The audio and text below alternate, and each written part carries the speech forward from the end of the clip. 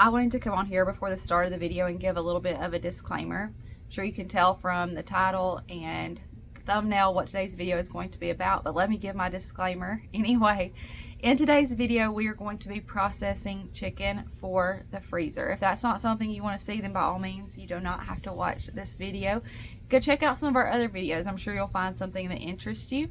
But I felt like this was important to share for a couple of reasons. One, because I want to show what this process looks like for our family. Every time we do this, we learn something new, we fine-tune things a little bit more. So I wanted you to see what we've figured out works for us, so that other people who live a similar lifestyle, want to live a similar lifestyle, you can see and you can learn from what we've got going on. I also thought that this was important because I think our society as a whole has become so far removed, separated, disconnected from where real food comes from, that we've forgotten that this is how it happens. I assure you these chickens lived a much higher quality life than those grocery store chickens, chicken house chickens, and today they get to fulfill their purpose of becoming food for our family, nutrients for our family. So without further ado, let's get on into the video.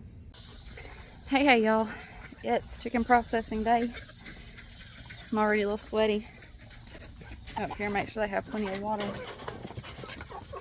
We've got 20 Cornish cross to process today, and yeah, they've lived a good life. They've had fantastic shelter. Justin built this chicken tractor. If you've not seen that build, I'll link it in the iCards and down in the description box for you.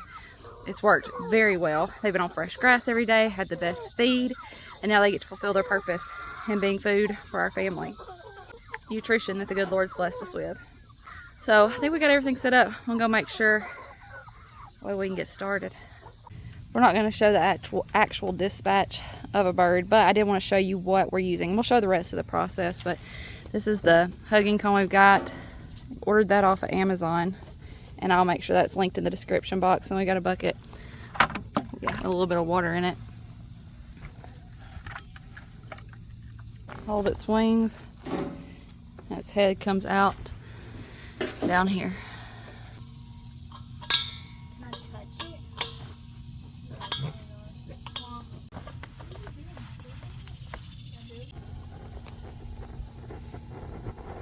And it's going to come over here to the scalder. We've got to get this to about 150 degrees. That'll help the feathers come off a little bit easier, a whole lot easier.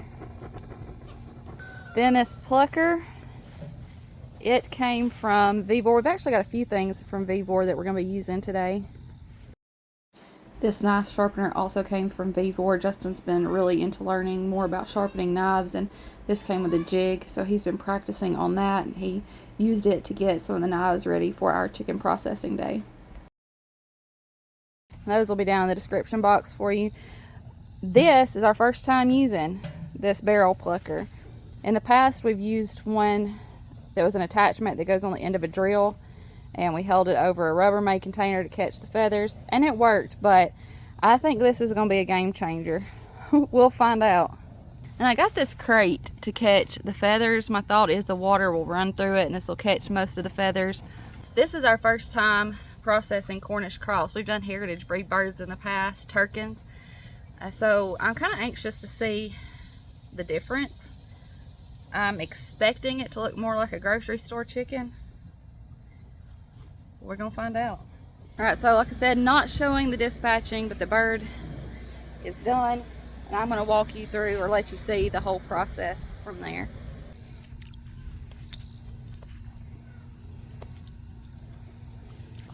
"45 seconds. Just kind of spray it up against the wall. It's just to wash the feathers down. Yeah, spray it like that. All right, go. Right there, go. Oh my gosh.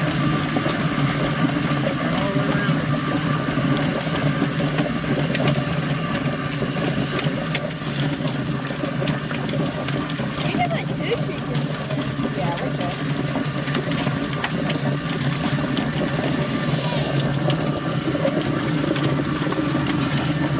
Oh, sorry, Wyatt.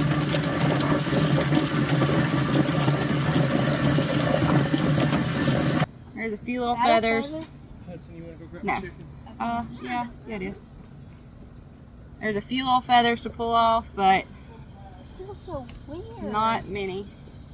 Alright, so the first thing we're going to do is come up here at this end. It's belly up. This is the head end. And cut this skin.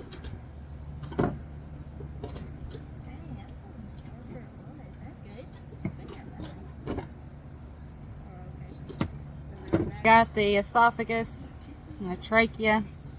We didn't feed these last night, so it's cropped pretty empty, but it's attached to the breast. You just got to kind of loosen it up. This is its esophagus and its trachea. How it eats, how it breathes. Once you loosen it up, it can come out the other end. Where's the thing where their food stays? Right here. That's this part that I just loosened up. This right here. It's attached right here. It's empty because they didn't have food last night. Alright, we're going to come to this end. We don't ever poke in, because then you could hit stuff on the inside that you don't want to. We're gonna, I mean, you could pull it up and you could make a little slice. But you're just getting through till you see air. Once you can see air, I use our hands and pull it open. And then we're gonna put our hand in, scoop everything out.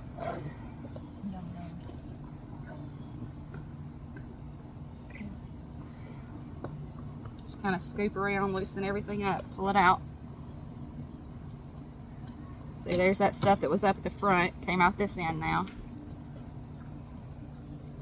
The lungs kind of want to hang on, so we'll get those in a minute. Once you get everything down this way, here's the vent. That's where manure would come out. So we're going to cut on each side of it. And we cut the whole tail off. There's an oil gland on the back side of the tail. If you were going to leave the tail, you'd want to cut that off. We cut the whole tail off. Alright, so you're going to make a V down each side.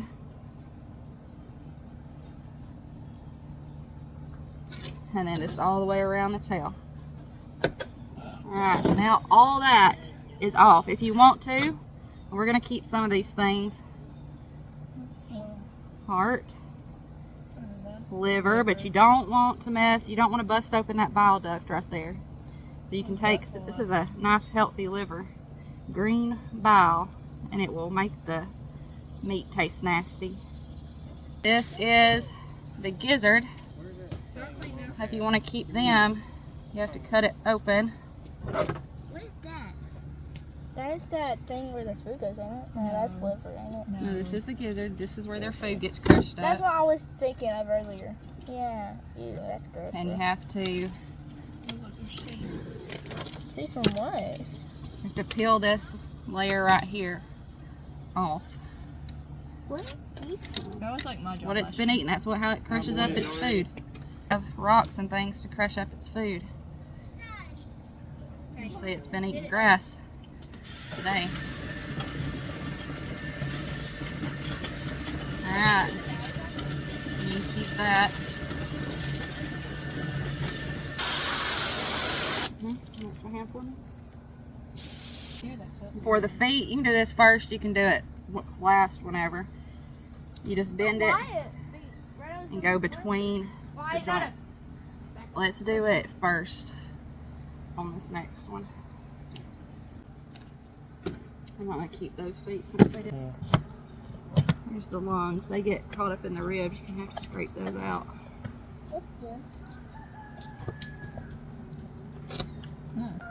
Alright, I'll just spray that one and it can go in the...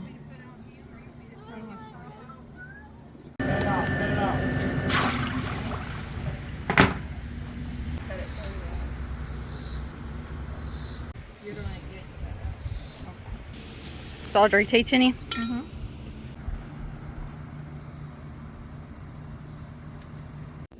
This process went pretty smooth for us. I think it took about 2 hours from setup to cleanup to get these chickens processed. Now that doesn't include bagging them and getting them ready for the freezer. That took about another hour, and you'll get to see that later on in the video. But the whole process went very smooth and pretty quickly. The chicken plucker helped tremendously in speeding things up, and also the kids really took ownership of jobs this time, and once we got them started on it, they didn't need a whole lot of help from us, and that helped out a lot. It was us, the kids, and my mom came to help. We don't force the kids to be a part of this. We do encourage them to learn, and they really took ownership of their jobs and did them well. It's a little while later now, and Justin, he's had to go to church for a meeting, and so we waited to put the chicken in the bags for the freezer. We're gonna wait and do that when he gets home. We've had it chilling in the ice water, so after we got it all cleaned up, rinsed it real good, we put it in an ice water bath, and it's been sitting there for several hours, staying really cold and giving the muscles time to relax so that the meat's nice and tender.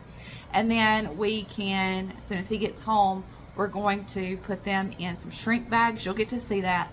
But I thought while we're waiting on that, let's recap a little bit about the day. Y'all, I really enjoyed raising these Cornish cross.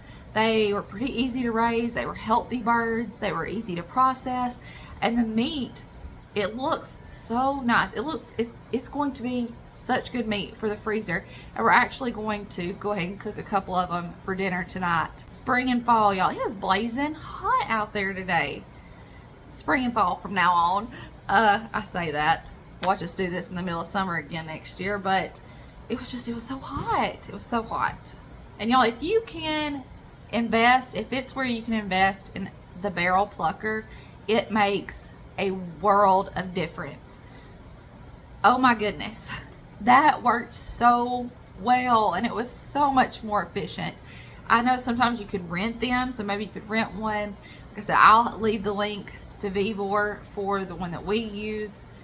It's a good price, and it worked so well. And that basket, that crate that I showed you that I put under it, and I was like, I don't know how it's gonna work, we'll see. It worked great. The water ran through it, it caught all the feathers, and I took them to the compost pile. We're getting ready to put the chicken in these shrink wrap bags and get them ready for the freezer. And I'm going to show that to you, but I thought I would show you also where these came from. These came from Florida Poultry Shrink Bags. That's their website, and hey, there's a code for you. We're going to follow the instructions on here and get these ready for the freezer. These are a little bit different than the ones we've used in the past. The others have had a straw. These you poke a hole in, and that's how the air escapes. There's the zip ties, some labels. We cover the hole with the labels. I'm gonna try these out. The ones that I have used came from Amazon, and they did good. I just wasn't extremely impressed by them. So let's see how these do. These bags far surpassed any that we've ever used in the past. They were really good quality, and they worked out really well. You just put the chicken in there, we spun it, put a zip tie on it, and you poke a small hole in it, and that's how the air escapes when you put it in the hot water, which we found worked a lot better for us than the straw method that we've used in the past. We had a pot of water at 190 degrees Fahrenheit, dunked it in for about 5 seconds, and the bag shrunk around the chicken. And then it came with some labels. Audrey had a fun time coming up with prices, doing the math, and writing on the labels. And you just stick that over the hole, and it's ready for the freezer. We trimmed some of that extra bag off the end as well. Now, I'm not going to say that this is a more budget-friendly way to fill your freezer with meat than buying it at the grocery store, although there are very budget-friendly ways that you can raise meat at home, and we utilize a lot of those things. But this is a much more ethical way, and it's a much higher quality meat. This is always a very humbling experience, and today was no different. I'm very humbled. I'm very thankful. I'm very grateful for this meat that's going in our freezer. If you enjoyed this video and you want to see some other similar content, head on over to our channel and check out some of our other videos. And if you're new, we would love to have you subscribe and be a part of our family. We love you. We appreciate you, and we'll see you in the next one. Bye, y'all.